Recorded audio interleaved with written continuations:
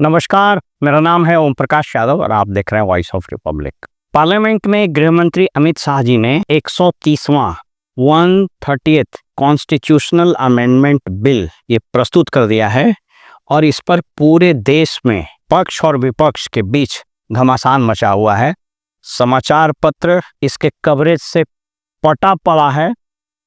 Electronic media, चाहे वो main media हो या फिर यूट्यूब चैनल्स हो, इस पर खूब चर्चा हो रही है। यह बड़ा महत्वपूर्ण बिल है और आज मैं इस बिल पर स्टूडेंट्स, कॉम्पिटिटिव एग्जाम्स, लॉयर्स या वैसे लोग जो संविधान को जानना चाहते हैं, इवन राजनीतिक दल के लोग, उसके संबंध में सिर्फ इस बिल के इंग्रेडिएंट्स, इस बिल के प्रोविजंस पर बात करूंगा। तो आइए समझते हैं कि ये कॉन्स्टिट्यूशनल अमेंडमेंट बिल क्या है। सबसे पहले आप जानते हैं कि संविधान के प्रावधान आर्टिकल 368 के हिसाब से संविधान में संशोधन करने के प्रावधान दिए गए हैं और उसी के तहत यह संविधान में संशोधन का एक मसौदा लाया गया है, बिल लाया गया है और इसमें एसेंशियली 3 आर्टिकल में कुछ अमेंडमेंट्स होंगे, कुछ नए प्रोविजंस को इंसर्ट किया जाएगा। किसी भी बिल को अगर आपको समझना हो, किसी भी विधेयक को समझना हो, तो उस बिल के फुट पर यानी नीचे में उसके उद्देश्य दिए रहते हैं। तो आइए आपको बताते हैं कि इस बिल के क्या उद्देश्य हैं। Statement of objects and reasons, किन कारणों से लाए गए हैं ये बिल और इसके क्या उद्देश्य हैं। इस बिल को पायलट करेंगे स्वयं गृह मंत्री अमित शाह, उनका दस्तखत दिया हुआ है। तो आइए थोड़ा इसको देख लेते हैं, इसको समझिए क्या कह रहा है। ये कहता है कि the elected representatives represent hopes and aspirations of the people of India. It is expected that they rise above the political interest and act only in public interest and for the welfare of the people. जो हमारे elected representative हैं, उनसे बहुत उम्मीदें हैं, उनसे बहुत आशाएं हैं और ये अपेक्षा की जाती है कि वे पब्लिक इंटरेस्ट में काम करेंगे और वेलफेयर के लिए काम करेंगे। लिखा गया है, it is expected that the character and conduct of the ministers, मंत्रियों के आचरण, उनके व्यवहार, उनके चरित्र, ये beyond the any ray of suspicion, शक के किसी भी किरण से अलहदा, शक के किसी भी सुई से अलग उनका कैरेक्टर और कंडक्ट होना चाहिए।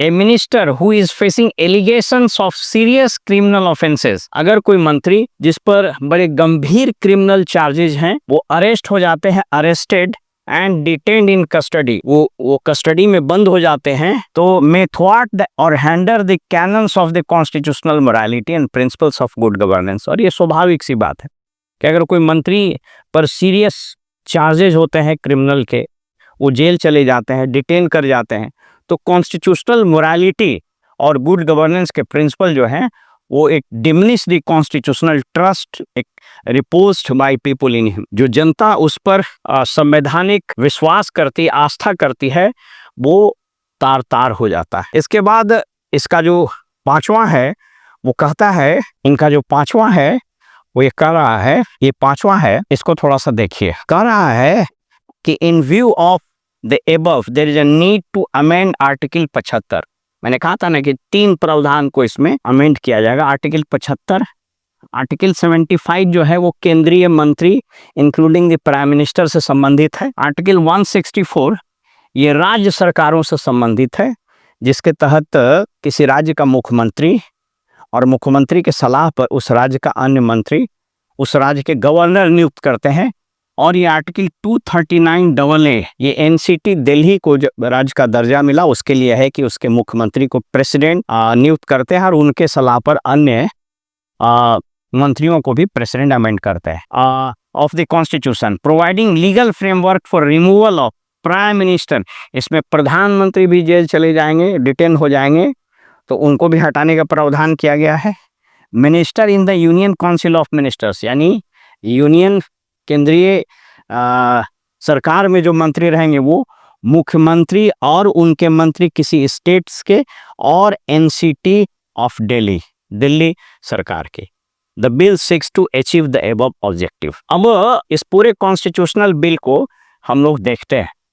ये मैं एकेडमिक उद्देश्य से आपको ये एक्सप्लेन करना चाह रहा हूँ। इस बिल को पूरा एक्सप्लेन हम कर देते हैं। देखिए क्या कहता है ये बिल। इसको हम लोग को यद्यपि ये बहुत ही क्लिष्ट चीज है, लेकिन इसको हम लोग बिल्कुल आसान भाषा में समझने का प्रयास करते हैं। देखिए क्या कह रहा है, द बिल दिस एक्ट, मतलब अगर ये, आप सब लोगों को पता है कि बिल अगर पार्लियामेंट से पास होता है और अन्य औपचारिकताओं के बाद जब राष्ट्रपति इस पर हस्ताक्षर कर देते हैं तो ये कानून बन जाता है, एक्ट हो जाता है। अगर वो एक्ट बनेगा, दिस एक्ट में be called constitutional 138th amendment act, it shall come into force. ये बिल्कुल स्टीरियोटाइप चीज है, जिस दिन नोटिफिकेशन निकलेगा उसी दिन से यह कानून का शक्ल अख्तियार कर लेगा। अब आइए इसमें देखते हैं क्या कह रहा है। देखिए ये कह रहा है कि आर्टिकल 75 ऑफ द कॉन्स्टिट्यूशन, संविधान का जो 75th आर्टिकल है, कह रहा है कि इसमें जो क्लाउज 5 है, उस क्लाउज 5 में क्लाउज 5A 5A इंसर्ट किया जाएगा, एक अलग क्लाउज डाला जाएगा। तो ये क्लाउज 575 का क्या है, इसको पहले आप देख लीजिए तो आपको स्पष्टता हो जाएगा। देखिए क्लाउज 5 क्या कर रहा है इस आर्टिकल से, ये इसको देखिए, ये article 75 other provisions of the ministers, ठीक है, ये प्राइम मिनिस्टर यानी केंद्रीय सरकार से संबंधित है। आर्टिकल 5 क्या कह रहा है, A minister who for any period of 6 consecutive months is not a member of either house of the parliament shall at expiration of that period cease to be a minister। ये कहता है कि कोई भी व्यक्ति या कोई भी मंत्री रदर अगर 6 महीना लगातार तक राज्यसभा या लोकसभा किसी का मेंबर नहीं रहेगा तो उस अवधि के समाप्ति यानी 6 महीने समाप्त होने के बाद वो मंत्री नहीं रहेगा। और यहीं पर आर्टिकल 5A ये इंसर्ट किया जाएगा, जो प्रोविजन जिसकी चर्चा अभी हम लोग कर रहे हैं वो यहाँ पर एक आर्टिकल 5A ये इंसर्ट कर दिया जाएगा। और ये आर्टिकल 5A क्या है उसको यहाँ देखिए, ये आर्टिकल 5 वहाँ पर आ जाएगा। अब इस आर्टिकल 5 को थोड़ा सा हम लोग समझते हैं कि आर्टिकल 5 है क्या। देखिए ये क्या कह रहा है, ये कह रहा है कि a minister who for any period of 30 consecutive days, इसको ध्यान से देखिए, 30 दिन लगातार ऑफिस में है, माने वो मिनिस्टर है और अरेस्ट हो जाता है, डिटेन हो जाता है कस्टडी में, on allegations committing an offence under the law for the timing in force which is part, वैसे अपराध के लिए वो गिरफ्तार हो जाता है, डिटेन हो जाता है जिसकी सजा 5 साल या उससे अधिक है, तो वह 30 दिन के बाद यानी 31वें दिन, 31st डे, 31वें दिन, he shall be removed from by the president on the advice of the prime minister। स्वाभाविक रूप से आप जानते हैं कि राष्ट्रपति प्रधानमंत्री के सलाह पर उसको हटाते हैं, तो 31वें दिन प्रधानमंत्री के सलाह पर उसको हटा दिया जाएगा। Provided that if the advice of the prime minister for removal of such minister is not tendered to the president, then by 31st day he shall cease to be a minister with effect from the day following thereafter. मान लीजिए कि प्रधानमंत्री ने नहीं दिया advice राष्ट्रपति को 31वें दिन भी, तो 31वें दिन वो सीज टू बने, अपने आप वो खत्म हो जाएंगे। अब कह रहा है कि अगर मान लीजिए कि वो प्रधानमंत्री ही गिरफ्तार हो जाए तब वैसी स्थिति में क्या होगा, देखिए क्या कह रहा है, कह रहा है provided that in case of the prime minister who for any period 30 consecutive day, 30 दिन तक ये भी अगर गिरफ्तार हो जाते हैं या कस्टडी में रहते हैं उस ऑफेंस के लिए जिसकी सजा 5 साल या उससे अधिक है, 5 years और मोर, तो ये 31वें दिन उनको राष्ट्रपति को अपना इस्तीफा सौंपना पड़ेगा। अगर उन्होंने नहीं सौंपा तो कहता है कि अगर उन्होंने नहीं सौंपा तो provided also that nothing in this clause shall prevent such prime minister और minister from being subsequented, sorry ये कह रहा है he shall cease to be the prime minister with the effect from the day following thereafter, मतलब कि 31वें दिन के बाद वो स्वतः प्रधानमंत्री नहीं रहेगा अगर उन्होंने इस्तीफा नहीं दिया। तो यहाँ पर एक प्रोटेक्शन दिया हुआ है, इसको जरा सा देख लीजिए। ये प्रोटेक्शन कह रहा है कि provided also that nothing in this clause shall prevent such prime minister or minister from being subsequently appointed as the prime minister or a minister by the president on his release from custody as per clause 1, जो अभी clause 1 जिसकी चर्चा किए थे, उस custody से जब बाहर निकल जाएगा, जेल से जब बाहर निकल जाएगा, तो उस पर कोई रोक नहीं है, उसको फिर से प्रधानमंत्री या मिनिस्टर अपॉइंट किया जा सकेगा। यह आर्टिकल 75 में अमेंडमेंट होगा। अब इसमें दूसरा अमेंडमेंट क्या है? तो दूसरा अमेंडमेंट है यह आर्टिकल 164 के संबंध में। देखिए 164, और 164 किसके लिए है? तो 164 है स्टेट गवर्नमेंट के लिए। देखिए क्या कर रहा है, 164 of the constitution after clause 4, यानी संविधान के 164वें आर्टिकल में जो प्रोविजो 4 है, उसके बाद एक प्रोविजो 4A जोड़ा जाएगा। तो पहले देख लेते हैं कि आर्टिकल 164 क्या है। देखिए अदर प्रोविजंस, देखिए ये आर्टिकल क्या है, आर्टिकल 164 हमने क्या देखा था वहां 4 के बाद। देखिए 4 क्या कह रहा है, a minister for any period 6 consecutive, same है कि अगर 6 महीने तक वो स्टेट का लेजिस्लेचर यानी विधानसभा या Vidhan Parishad, as the case में भी, जिस राज्य में विधान परिषद नहीं है वहाँ तो विधानसभा का अगर सदस्य 6 महीना से अधिक नहीं रहा तो वो खत्म हो जाएगा। यहीं पर जोड़ दिया जाएगा क्या, तो आर्टिकल 4A जोड़ दिया जाएगा। क्या कह रहा है, अगेन वही चीज कि अगर 30 दिन तक वह जेल में चला गया, गिरफ्तार हो गया या कस्टडी में चला गया उस ऑफेंस के लिए जिसकी सजा 5 साल या उससे अधिक है, तो वो मिनिस्टर को गवर्नर उस राज्य के मुख्यमंत्री के एडवाइस से हटा देंगे।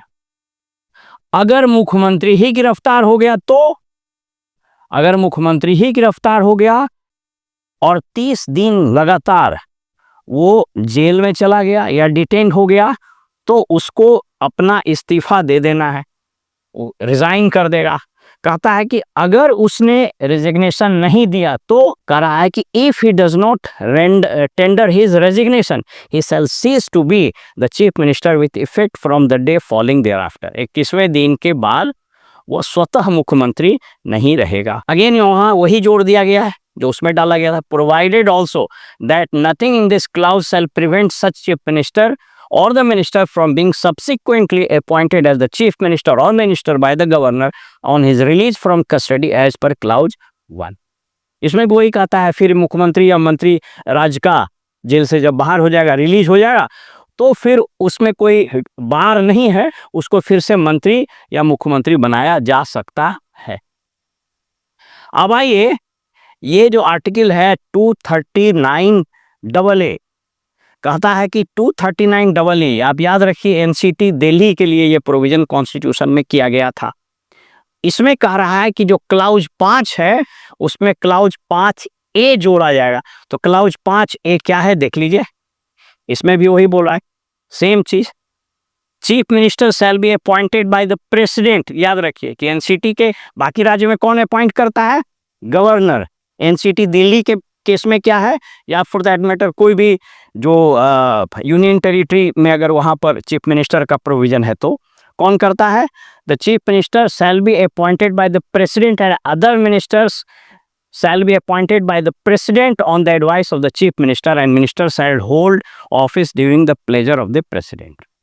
तो प्रधान मुख्यमंत्री एनसीटी दिल्ली का यहाँ पर मैटर है, और उस दिल्ली का अन्य मंत्री को कौन अपॉइंट करते हैं, तो प्रेसिडेंट। अब ये जो 5 है इसी में 5A जोड़ दिया जाएगा। देखिए ये 5A क्या है इसको समझ लीजिए। ये 5A अगेन वही चीज कह रहा है कि subject to the provisions of this constitution if a minister who for a period of 30 consecutive days, वही अगर वो जेल चला जाता है, अरेस्ट हो जाता है, जेल में रहता है, कस्टडी में रहता है, उस ऑफेंस के लिए जिसकी सजा more than 5 years है, term which may extend up to 5 years और more, अगर चला जाता है तो वो हटा दिया जाएगा, यानी वो that minister will be removed by the president on the advice of the chief minister of this union. अब तो दिल्ली हो गया, राज्य हो गया, यूनियन टेरिटरी, उसको एनसीटी बोलते हैं इसलिए। और अगर चीफ मिनिस्टर ही कस्टडी में चला गया तो अगेन वही चीज रहेगा, सेम जैसे उसमें था। अगर चीफ मिनिस्टर जेल चला गया तो 30 दिन से ज्यादा डिटेन हो गया उस एलिगेशन, उस ऑफेंस के लिए जिसकी सजा 5 साल या उससे अधिक है, तो वो अपना रेजिग्नेशन राष्ट्रपति को दे देगा। बट अगर वो चीफ मिनिस्टर ने रेजिग्नेशन नहीं दिया तो कह रहा है कि प्रोवाइडेड दैट, यहां देखिए, sorry, tender his resignation by 31st day after such arrest. If he does not tender his resignation, he shall cease to be the chief minister with effect from the day following thereafter. उस दिन के बाद वो he will cease to be the chief minister, अपने आप chief minister से हट जाएगा। इसमें भी वही चीज डाल दिया गया है, provided also that nothing in this clause shall prevent such chief minister or the minister from being subsequently appointed the chief minister or the minister by the president on his release from custody as per clause 5। वो अगर jail से बाहर निकल जाएगा तो उसको फिर से मुख्यमंत्री या मंत्री एनसीटी दिल्ली के केस में राष्ट्रपति बना सकते हैं। ये कॉन्स्टिट्यूशनल अमेंडमेंट मतलब लब्बो-लबाब क्या है, इस कॉन्स्टिट्यूशनल बी 130वां में संविधान के 3 अनुच्छेद में प्रोविजंस जोड़े गए हैं। पहला आर्टिकल 75 में जिसकी चर्चा मैंने की, दूसरा 164, 75 किसके, यूनियन गवर्नमेंट के केस में है, जिसमें प्राइम मिनिस्टर और मंत्री अगर 30 दिन से ज़्यादा जेल में रह गए, डिटेन हो गए, कस्टडी में रह गए उस ऑफेंस के लिए जिसकी सज़ा 5 साल या उससे अधिक है, तो उनको रिज़ाइन करना पड़ेगा। मंत्री को प्रधानमंत्री के अनुशंसा पर राष्ट्रपति हटा देंगे, और अगर प्रधानमंत्री जेल गए तो वो रिजाइन करेंगे। अगर रिजाइन नहीं करेंगे तो 31वें दिन के बाद वो अपने आप खत्म हो जाएगी। तो ये प्रोविजन जोड़ा गया आर्टिकल 164 में और वो आर्टिकल 239 में। प्रोविजंस आर सेम, चूंकि यूनियन गवर्नमेंट के लिए आर्टिकल 75 में प्रोविजन है, स्टेट गवर्नमेंट के लिए 164 में प्रोविजन है, और एनसीटी के लिए 239AA में प्रोविजन है। इसलिए इस तीनों आर्टिकल में ये प्रोविजन इंसर्ट करना पड़ा, यानी डालना पड़ा। ये अभी चूंकि ये कॉन्स्टिट्यूशनल अमेंडमेंट बिल है, इसलिए इसको सिंपल मेजॉरिटी से पार्लियामेंट में पास करना पड़ेगा। और जो अंक गणित है राज्यसभा और लोकसभा में, उसके हिसाब से एनडीए पावर में है। तो ये कॉन्स्टिट्यूशनल अमेंडमेंट बिल मुझको लगता है कि इस सत्र में या अगले सत्र में, एज द केस में भी, वो पास हो जाएगा और कानून का शक्ल अख्तियार कर लेगा। अभी मैंने सिर्फ इसके प्रोविजंस पर चर्चा की। अगले वीडियो में, और ये आप याद रखिए कि आने वाले किसी भी कॉम्पिटिटिव एग्जाम में, खास करके सिविल सर्विसेज में, ये निश्चित रूप से आने वाला है। राजनीतिक दलों को भी इसके प्रोविजंस को अच्छा से पढ़ लेना चाहिए, क्योंकि हम लोग अक्सर देखते हैं कि राजनीतिक दल जब प्रेस मीडिया से बात करते हैं तो कई बार उनको एम्बैरेसमेंट हो जाता है, वो समझ ही नहीं पाते हैं कि क्या है ये, और बोलना शुरू कर देते हैं। तो ये वीडियो बेसिकली हम विधान और संविधान के तहत जो सबसे बात करते रहते हैं, मेरा ये प्रयास है कि इन प्रोविजंस को, इन चीज़ों को आसान तरीके से, आसान शब्दों में आप समझ सके। अगले वीडियो में इस पर हम बात करेंगे कि इसके 5 कौन से फायदे हैं, what are the merits of this bill, और 5 क्या संभावनाएं हैं कि इसका गलत इस्तेमाल हो सकता है। तो उस वीडियो का आप इंतजार करें, और फिलहाल हमें इजाज़त दीजिए। नमस्कार।